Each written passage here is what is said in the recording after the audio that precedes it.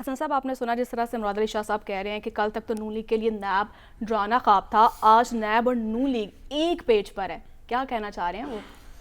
دیکھیں وہ اصل میں بات اتنی سی ہے کہ ہر بندہ اس وقت جو ہے وہ لاڈلا بننے کی دوڑ میں ہے، اور ایک وقت میں ایک ہی لاڈلا بن سکتا ہے، سارے تو لاڈلے نہیں بن سکتے، اور ایک وقت میں ایک ہی شخصیت آگے آ سکتی ہے۔ ماضی میں بھی ہم نے دیکھا اور ابھی بھی یہی ہے، جو رہ جاتا ہے لاڈلا بننے کی دوڑ میں، مزیدار بات کی، اور جو لاڈلا بننے کی دوڑ میں رہ جاتا ہے وہ دوسرے پر الزام تراشی شروع کر دیتے ہیں۔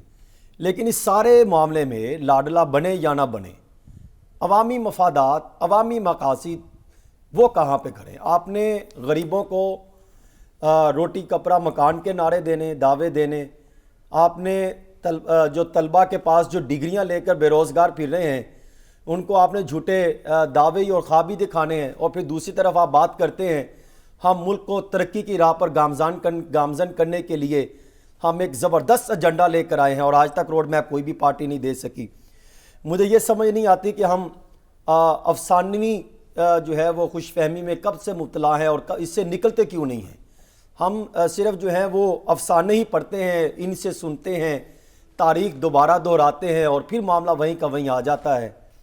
لیکن مجھے یہ ایک اچھا پہلو یہ نظر آ رہا ہے کہ جتنی یہ سیاسی جماعتیں اپنے تحفظات کا اظہار کر رہی ہیں کہ فلاں لوٹ مار کی، فلاں کا احتساب ہونا چاہیے، فلاں معاملہ ہونا چاہیے، اس کے پیرلل مد مقابل جو ہماری موجودہ نگران سیٹ اپ ہے وہ کام کرتا چلا جا رہا ہے۔ آپ اندازہ کریں، اب اگر حالات بہتر ہوتے ہیں اور ہوں گے انشاءاللہ تو پھر ہم کہیں گے یہ دیکھیں یہ 16 ماہ کی حکومت کے کارنامے دیکھیں، اب یہ ان کے جو ہے وہ نتائج سامنے آ رہے ہیں۔ یہ 16 ماہ کی حکومت تھی، آپ ایمی باتیں کرتے تھے کہ 16 ماہ کی حکومت میں ہم نے جو ہے وہ برباد کر دیا سسٹم، نظام خراب کر کے چلے گئے۔ نہیں، وہ اس کو بھی کریڈٹ لینے کی کوشش کریں گے۔ جی، بات اتنی سی ہے کہ احتساب کو لے کر ہر سیاسی جماعت جو ہے وہ اپنے بیانیے میں شامل کرتی رہی ہے۔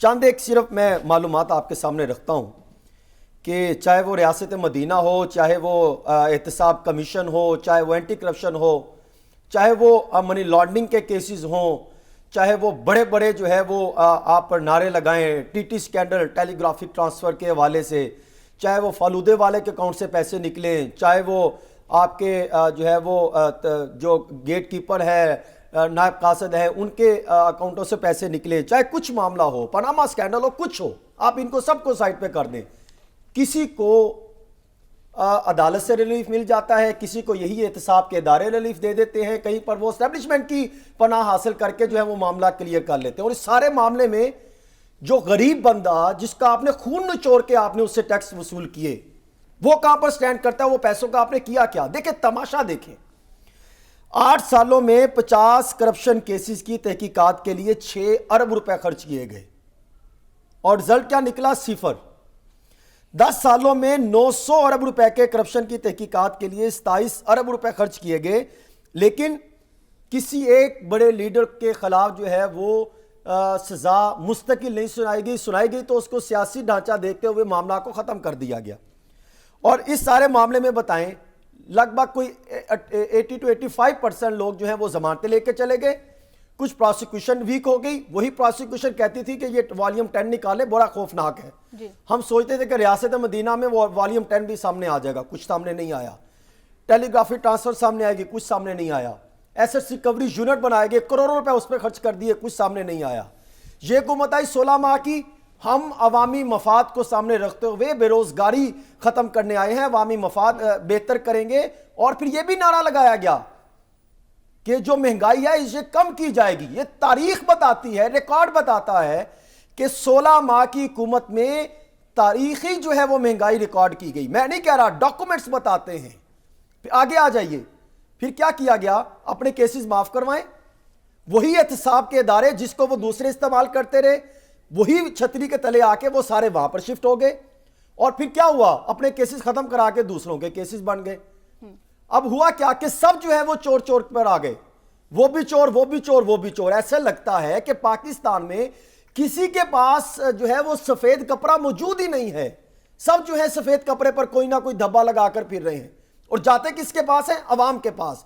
عوام کو کیا خواب دکھاتے ہیں کہ ہم آپ کے مقاصد کی بات کریں گے، آپ کے مفادات کو لے کر پارلیمنٹ میں جائیں گے۔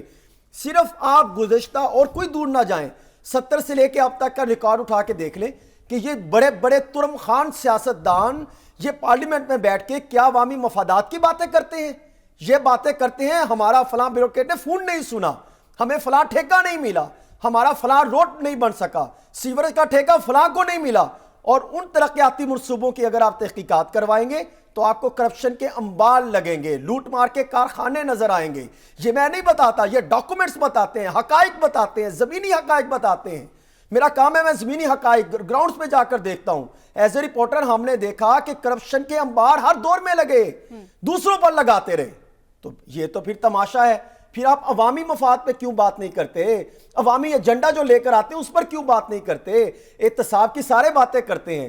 مسئلہ یہ ہے کہ احتساب کا ادارہ یہ سیاستدان ہی بننے نہیں چاہتے کہ ایک جو ہے شفافیت کی بنیاد پر احتساب کا معاملہ ہو. اس سب کے لیے بہتر ہے کہ آپ احتساب اداروں پر جاتے ہیں، آپ میرٹ اور شفافیت کی بنیاد پر انتخابات کروا دیں، عوام خود ہی ان کا احتساب کر لے گی کہ کون اس قابل ہے یا نہیں ہے جو پارلیمنٹ پر رہ کر ان کے حوالے سے بات چیت کر سکے. اور سب کو وہ جو بات کریں لیول پلینگ فیلڈ کی، کبھی یہی سیاسی جماعت لیول پلینگ فیلڈ مانگتی تھی اور مجھے لگ رہا ہے کچھ دیر نہ ہو جائے پھر یہ بھی نون لیگ والی سیاسی جو ہے وہ لیول پلینگ فیلڈ نہ مانگتے پھرے، کیونکہ کبھی یہ قبولیت کے پاپڑ بیلتے تھے، کبھی مقبولیت کے پاپڑ بیلتے ہیں، بس پاپڑ ہی بیلتے ہیں عوامی مفاد کے لیے. ان کے ذہن میں ان کے خواب میں بھی کوئی ایسا منصوبہ نہیں ہے جو عوامی مسائل کا جو بیانیہ وہ کسی کے پاس بھی نہیں ہے.